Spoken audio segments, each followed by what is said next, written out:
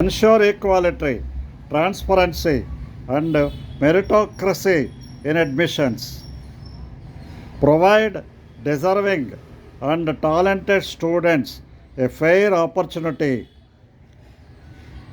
create a competitive and performance driven academic environment, enhance scholastic results, co-curricular excellence, and discipline, protect and elevate the name, fame, public image, and institutional reputation of the school.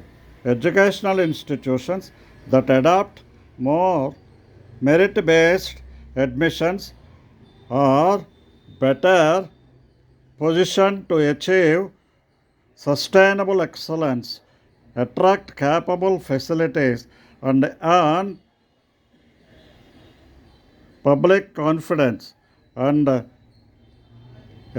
align themselves with national benchmarks.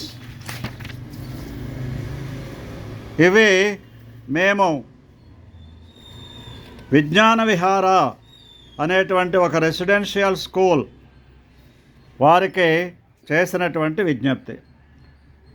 అయితే గత 10 సంవత్సరాల నుండి entrance లేకుండా వాళ్ళు admissions ఇవ్వడం జరుగుతున్నది.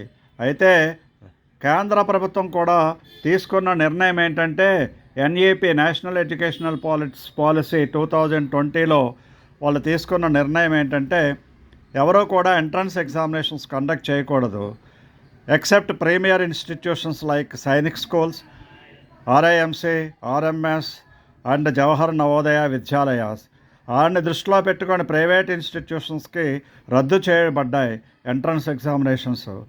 దీని కారణంగా మెరిట్ స్టూడెంట్స్కి సరైనటువంటి అవకాశం దొరకట్లేదు. అయినా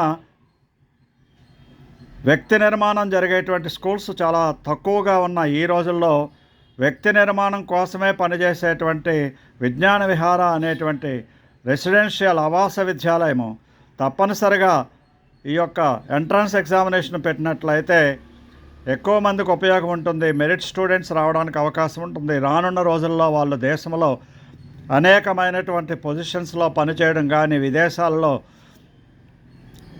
వాళ్ళ ఉద్యోగరీత్యా వెళ్ళడం కానీ మన దేశ ఔన్నత్యాన్ని చాటడానికి అవకాశం ఉంటుంది వ్యక్తి నిర్మాణం కనుక ఉన్నట్లయితే. కాబట్టి అటువంటి వ్యక్తులను తయారు చేసేటువంటి సంస్థ కనుకనే మేము ఈ ప్రత్యేకమైనటువంటి విజ్ఞప్తి సిటిజన్స్ ఫామ్ తరపున చేయడం జరుగుతుంది.